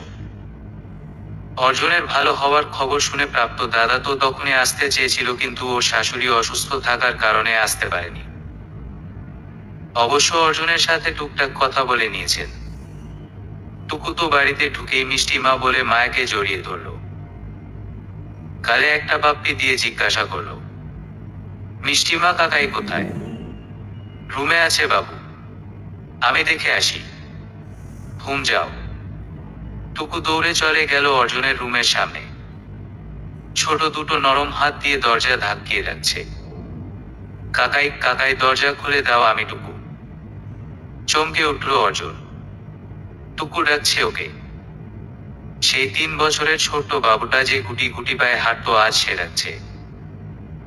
অর্জুন তাড়াতাড়ি গিয়ে দরজা খুলে দিল। সামনে টুকু দাঁড়িয়েছে, কত বড় হয়ে গেছে ও। হাঁটু গেড়ে সামনে বসলো অর্জুন। কিছুক্ষণ তাকিয়ে দেখে জড়িয়ে ধরলো। বাবু সোনা, এত বড় হয়ে গেছো তুমি। কাকাই কেমন আছো? ভালো আছি বাবু, খুব ভালো আছি। কাকাই, তুমি তো দেখি বড় মানুষের মতো কথা বলছো। সে কি রে বাবু, আমি কি ছোট? উহু, মাথা নাড়িয়ে বলল টুকু। দেখি চুপচাপ দাঁড়িয়ে থাকো তো, আমি ভালো করে দেখে নেই আমার বাবুটাকে। পরে দেখো তো, তুমি জানো তোমাকে ছেড়ে কয়দিন একটুও ভালো ছিলাম না আমি। আমার খেলার কোনো সাথী ছিল না ওখানে, তাই ঘুম খেলতে চলো তো। খেলা আর আমি?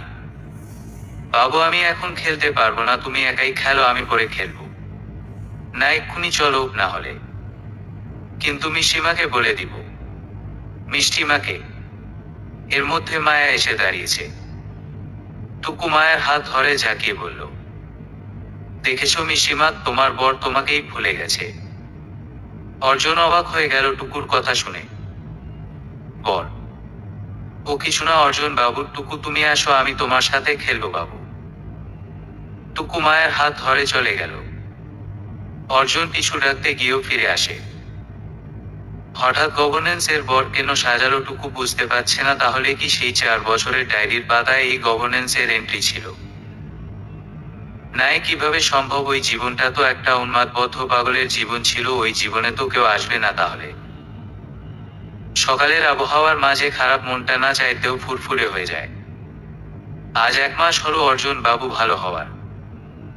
এ কয়দিনে বারবার চেয়েছি ওনার কাছে যেতে, কিন্তু পরক্ষণেই ফিরে আসি এক অজানা বারণে। জানি না কি হতে চলেছে আমার জীবনে, কিন্তু তবু এক আশায় রয়েছি। নিতু দিভাই তো পারলে অর্জুন বাবুর কাছেই ঘেঁষতে দেয় না। হয়তো আমাকে পছন্দ না, তাই তাড়াতে চায়, যদিও বা খোলাখুলি বলেনি, তবুও আচরণের মাধ্যমে বুঝিয়ে দেয়। আর অর্জুন বাবু টুকটাক কথা বলে ইচ্ছে হলে। বিকেলে নাড়ু বানাচ্ছিলাম পুজোর জন্য, বাড়িতে সত্যনারায়ণ পুজো হবে। এর মধ্যেই অর্জুন বাবু এসে পাশে বসলেন।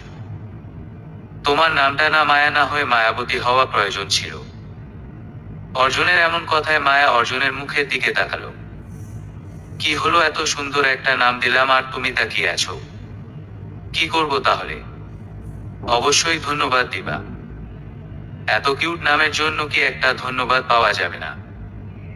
নামটা তো আমার আগেরই। সে জানি মায়া নাম, কিন্তু আমি তো প্রতিটা দিলাম দুটো একসাথে, দেখো মায়াবতী। অবশ্যই এই নামটার সাথে তোমার চেহারায় মিল রয়েছে। তাহলে কি আপনি চাচ্ছেন যে নামটা দিয়েছে তাকে আমি ধন্যবাদ দেই? অবশ্যই। ঠিক আছে, আপনি আমার মোবাইলটা থেকে বাবার নাম্বারে ডায়াল করে দিন তো, আমার হাতে তেল গুড় মাখানো। অর্জুন মায়ের ফোন থেকে ওর বাবার নাম্বারে ডায়াল করে লাউড স্পিকার করে দিল। অপর প্রান্ত থেকে ওর মা রিসিভ করলো। মায়াবতীরও কি অবস্থা, কেমন আছিস মা? অর্জুন মায়াবতী কথাটা শুনে মায়ের দিকে তাকালো। ভালো আছি মা, তুমি কেমন আছো? ভালো আছি। বাবাকে একটু ফোনটা দাও না গো। আচ্ছা দাঁড়া দিচ্ছি। রমেশকে মোবাইলটা দিয়ে দিল বড়মা। নাও তোমার মায়াবতী কথা বলবে। কেমন আছিস মা? ভালো আছি বাবা। আচ্ছা শোনো না, যে জন্য কল দিলাম সেটা বলি আগে। বল। অর্জুন বাবু বলল মায়াবতী নামটা যে রাখছে তাকে ধন্যবাদ দিতে, তাই কল দিলাম। ধন্যবাদ বাবা। এর জন্য ধন্যবাদের কি আছে? আচ্ছা শোন অর্জুন, বাবাজি কেমন আছে? ভালো আছে বাবা। ও কি এখন সব মনে করতে পেরেছে মা? হ্যাঁ বাবা। তাহলে জামাইকে দেনা কথা বলি। বাবা উনি তো পাশে নেই, পরে কথা বলিও। আচ্ছা শোনো না, আমি এখন নাড়ু বানাচ্ছি, পরে কথা বলবো। আচ্ছা ঠিক আছে। কল কেটে দেওয়ার পর অর্জুন মায়াকে জিজ্ঞাসা করলো, দুটো প্রশ্ন আছে। ঠিক প্রশ্ন না, একটা প্রশ্ন আর একটা সংশয়। বলুন। মায়াবতী আপনার নাম তাহলে মায়া বলেছ কেন? আমি তো বুদ্ধ হয়ে গেলাম। মায়াবতী একটু বড় ডাকতে সমস্যার কারণে অনেকেই মায়া ডাকে। আর যতদূর মনে পড়ে আমি আপনাকে আমার নাম বলিনি। এ বাড়িতে টুকু আর বাবা মিসিমা ডাকে। প্রাপ্ত দাভাই বনু বলে, আর বাকি রইল দিভাই আর মায়েরা দুজনেই জানে মায়াবতী নাম, তবে সংক্ষেপে মায়া ডাকে। আপনি এদের থেকে শুনে নিজেও মায়া ডাকেন, এতে তো আমার কথার কিছু নেই। আচ্ছা আচ্ছা, তাহলে পরের কথাটা বলি। পরেরটা হলো, তুমি আমার বাবা মাকে যেভাবে ডাকো আর এ বাড়িতে যেভাবে চলাফেরা করো, তাতে মনে হয় না এ বাড়ির গভর্নেন্স তুমি। তুমি তো বিবাহিত, তাহলে স্বামী কোথায়? আর তোমার ফোনে আমার ফটো কেন ওয়ালপেপারে? তোমার বাবা। ব্যাস ব্যাস, অনেক হয়েছে বাপরে, একটার জায়গায় এতগুলো প্রশ্ন। সরি, একটা একটা করে উত্তর দাও। মা ডাকছে, এসে বলবো। হঠাৎ চলে গেল মায়া। অর্জুন বুঝতে পারলো কোনো কারণে এড়িয়ে যাচ্ছে ওকে। তারপরও অপেক্ষা করে গেল, কিন্তু মায়ের দেখা নাই। পরিবর্তে বাসার কাজে মেয়েটা এসে নাড়ু নিয়ে গেল। ইদানিং বিভিন্ন কাজের অজুহাতে অর্জুন মায়ের কাছাকাছি আসার চেষ্টা করে, যদিও বা মায়া ওর প্রশ্নগুলোর জন্যই ওকে এড়িয়ে যায়। নিতু তো পারলেই কাজের মেয়ের মতো আচরণ করে, এত কিছুর ভারে ওর প্রাণটাই যায়। একদিকে ভয়ে অর্জুন জানলেই কি হবে, ওকে তাড়িয়ে দিবে না তো? যেভাবে এখনো মিতাকে নিয়ে পড়ে থাকে, তাতে মনে হয় না ওর জন্য আলাদা জায়গা হবে। আর অন্যদিকে নিতুদির ভয়, ও তো পারলেই অর্জুনের সামনে ওকে কাজের মেয়ে বানিয়ে ফেলে। বারবার বুঝিয়ে দেয় ওর জায়গা নিচে ওপরে নয়। সকালে বিনোদ বাড়ির সামনে বসে চা খাচ্ছে আর পেপার পড়ছে, এর মধ্যে মায়া চলে এলো। কিছু বলবে মিষ্টি মা? বাবা, আসলে বাড়ি থেকে ঘুরে আসতাম একবার, অনেকদিন বাবাকে দেখিনি। মা বোন সবাইকে দেখতে ভীষণ ইচ্ছে করছে। যদি অনুমতি দেন তো একবার যাই। সে কি স্বামীর অনুমতি নিবেন না? এর মধ্যেই অর্জুন এসে প্রশ্ন করলো। নিতাম তো, কিন্তু কি? কিছু না বলেই মায়া ভেতরে গেল। মেয়েটা এমন কেন বাবা? সব সময় আমার প্রশ্ন এড়িয়ে যায়। সময় হলে বুঝবি। আচ্ছা যা, ওকে বলে দে আমি বাড়ি যাওয়ার অনুমতি দিলাম। অর্জুন ওর বাবার কথা অনুযায়ী মায়ের রুমে গেল। গিয়ে দেখে অর্জুনের ফটো নিয়ে কান্না করছে মায়া। এক মুহূর্তে থমকে গেল অর্জুন। মায়াবতী ওর ফটো নিয়ে কেন কাঁদছে? তাহলে কি অর্জুন কিছুক্ষণের জন্য স্তম্ভিত হয়ে গেছে। মায়াবতী ওর ফটো নিয়ে কাঁদবে কেন? তাহলে কি ওর স্বামী আমি? পুরো হিসেব গোলমেলে লাগছে। কিছুক্ষণ চুপ থেকে দরজায় টোকা দিল। মায়া ঝটপট ছবিটা লুকিয়ে পেছনে তাকিয়ে দেখে সামনে অর্জুন দাঁড়িয়ে আছে। এমনিতেও ভালো হওয়ার পর থেকে ওর রুমে আসেনি কখনো। অনেকটাই অবাক হয়ে গেল। এ কি অর্জুন বাবু, আপনি আসতে মানা নাকি? না, ঠিক তা নয়, তবে আপনি কখনো আমার রুমে আসেননি তো, অনেকটাই অবাক হয়ে গেছি। ভেতরে আসুন। আমি পরপুরুষ আর তুমি একটা বিবাহিত স্ত্রী। তোমার রুমে ডাকছো, এটা শোভা পাচ্ছ না। যা বলার এখান থেকেই বলি। চোখে জল টলমল করছে মায়া। এমন অভাগীও নিজের স্বামীকেও রুমে ডাকার অধিকার নেই। ঠিক আছে বলুন। আসলে অনেক ভেবে দেখলাম টুকুর পরিবারের ভালোবাসা পাওয়াটাই জরুরি। গভর্নেন্স দ্বারা বড় হলে পরিবারের ভালোবাসা কি সেটাই তো বুঝতে পারবে না। আমি চাচ্ছি টুকুকে নিজের মতো করে বড় করতে। তাহলে আমাকে কি করতে হবে এখন? আপনার কিছু করার নেই। ছুটি দিচ্ছি আপনাকে। তবে একটা কথা, আমি যে ছুটি দিচ্ছি এটা কাউকে বলবেন না প্লিজ। আমার বাবা মা দাদা টুকু সবাই আপনাকে আপন ভাবে। ওরা যদি জানতে পারে আমি চলে যেতে বলছি তাহলে। মায়ের গলাটা ভারী হয়ে আসছে। চোখে মেঘে দেখা এই বুঝি বৃষ্টি নামে। কোন রকমে অর্জুনকে কথার মাঝে থামিয়ে দিয়ে নিজেই বলল, বুঝতে পেরেছি অর্জুন বাবু, আপনি চিন্তা করবেন না, আমি কাউকে বলে যাব না, ওরা জানতেও পারবে না। মায়াবতী, দুঃখিত, আমি এভাবে যেতে বলতাম না, কিন্তু আমার কথাটাও একবার ভাবো। সমস্যা নেই অর্জুন বাবু, আমি এখানে যার জন্য এসেছি সে যদি আমাকে না চায় তাহলে কেন থাকবো বলুন? দুদিনের অতিথি হয়ে এসেছি মাত্র, আর চলেও যাব সেভাবেই। হুমার শুনুন বাবা, আপনাকে বাবার বাসায় যাওয়ার পারমিশন দিয়ে দিয়েছে। এটা একটা সুযোগ বলতে পারেন। আশা করি কাজে লাগাবেন সুযোগটা। মায়াবতী মাথা নাড়িয়ে হ্যাঁ জানালো। অর্জুন আর দাঁড়িয়ে না থেকে চলে গেল। মায়ের ভেতরটা ফেটে কান্না আসতে যাচ্ছে। আজ এই দিনটার জন্যই কি সেদিন বাবার বাড়ি ছেড়ে অজানা গন্তব্যর পথ বেছে নিয়েছিল। আমার অর্জুন বাবু যে কিনা আমাকে 10 মিনিটের জন্য চোখের আড়াল হতে দিত না, আর আজ সেই চাচ্ছে আমাকে তাড়িয়ে দিতে। আজ সত্যিই আমি নিঃশেষ অর্জুন বাবু। আপনি আমাকে আজ অকুল সাগরে ভাসিয়ে দিলেন। এখানে থাকলেও কিছুটা স্বস্তি পেতাম। আপনি আমার পুরোপুরি না হলেও তো আমি পুরোটাই আপনার অর্জুন বাবু। আপনাকে কাছে না পেয়েও সারা জীবন চোখে দেখা দেখে কাটিয়ে দিতাম আমি। ভেতরটা দুমড়ে মুচড়ে যাচ্ছে। আচ্ছা অর্জুন বাবু, এটা কেমন পাওয়া আমার? 7 পাকে বাঁধার পরেও আপনি আমার নন। এ কেমন আপনি যে অজানাতে আমার হয়েও জানাতে আমার নন? না, আর একটু নয়, মায়া বাড়িয়ে গেলাম। সেই তো কষ্টই বাড়বে। ব্যাগই গুছিয়ে নিতে গেল। পরক্ষণেই মনে পড়ল, না, এই বাড়ির আমার মানুষটাই যখন আমার নয় তখন এই গহনাপাতি কাপড় চোপড় নিয়ে কি করব আমি? এখানে যাকে পাওয়ার উদ্দেশ্য নিয়ে এতদিন থাকলাম সেই যখন আমার নয় তখন এই অবান্তর জিনিস দিয়ে কি হবে? দুপুরে সবাই ঘুমিয়ে আছে, এই ফাঁকে বাড়ির বাহিরে চলে আসলো মায়া। হাতে একটা অর্জুনের ছবি, এক কাপড়েই বাহিরে এসেছেও। কোথায় যাবে এখন? বাবার বাড়ি? না, ওখানে গেলে তো শ্বশুর মশাই গিয়ে ফেরত নিয়ে আসবে। তাহলে কোথায় যাই এখন? এই বিশাল পৃথিবীটা আজ যেন ছোট হয়ে গেছে, কোথাও ঠাঁই নেই আমার। কান্নাগুলো বুকের ভেতর জমাট বেঁধে আছে। না পাচ্ছে কান্না করতে আর না পাচ্ছে এড়িয়ে যেতে। রাস্তায় হাঁটতে হাঁটতে কোথায় যাচ্ছে কিছু জানা নেই। বড় অদ্ভুত এই শহর, আর তার মধ্যে থাকা মানুষগুলো। ইটকাঠ পাথরের ভিড়ে মানুষের মনগুলোও সিমেন্ট দিয়ে বাঁধাই আছে। সবাই ড্যাবড্যাব করে তাকাচ্ছে, বাচ্চা থেকে বুড়ো পর্যন্ত, কিন্তু মায়ার সেদিকে ভ্রুক্ষেপ নেই। পলকহীন ভাবে সামনে এগিয়ে যাচ্ছে। লক্ষ্যে শুধু একটাই, পালাতে হবে। সেটাও আমার থেকে আমিকে লুকিয়ে রাখা। বিকেলে কিছুটা হইচইপূর্ণ শব্দে ঘুম ভেঙে গেল অর্জুনের। নিতু চেঁচামেচি করছে, ও চা করেনি এখনো। মায়া আর না করেই কোথায় যেন লুকিয়ে আছে ছোট লোকের বাচ্চাটা।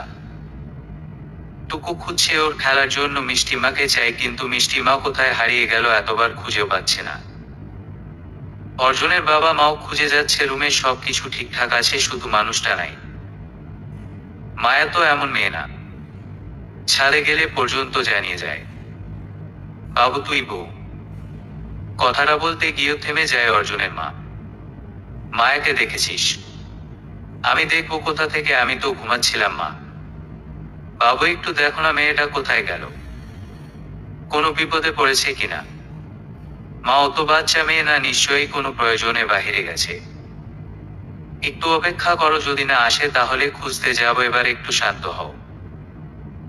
অর্জুনের মা চলে গেল। অর্জুন বিছানা থেকে নেমে আবার বিছানায় চলল। কোলবালিশটা কাছে নিয়ে নিজেকে খুব চালাক ভাবো তাই না মায়াবতী? শুধু দেখে যাও আরো কি কি হয় তোমার জীবনে। অর্জুনের কাজ ছেলে আড়াল করার পরিণতি হারে হারে টের পাবা। শুধু সময়ের অপেক্ষা।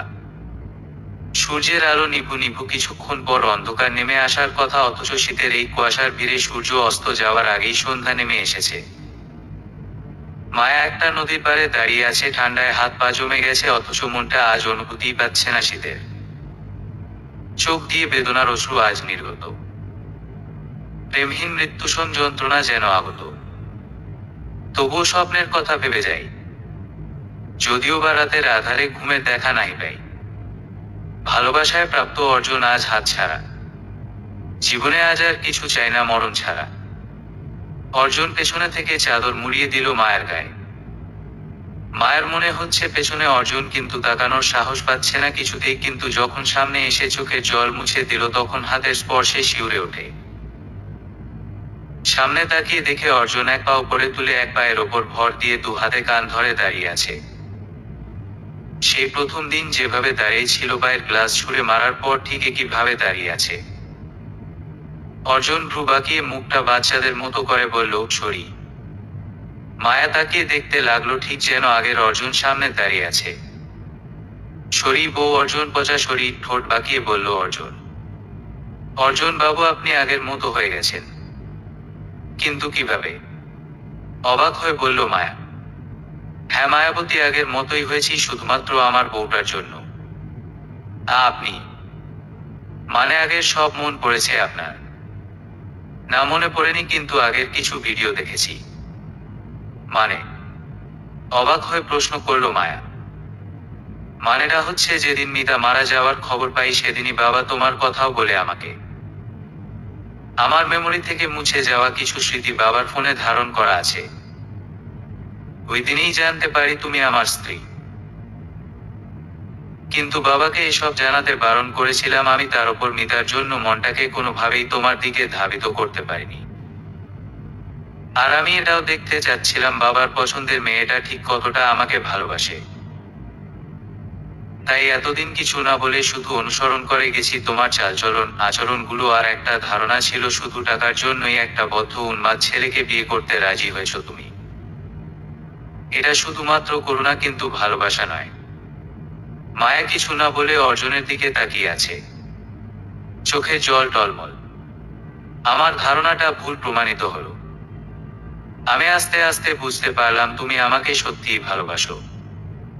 তবে সেটা হোক ভালো অর্জুন বা পাগল অর্জুন, ভালোবাসার কমতি নেই তোমার মাঝে।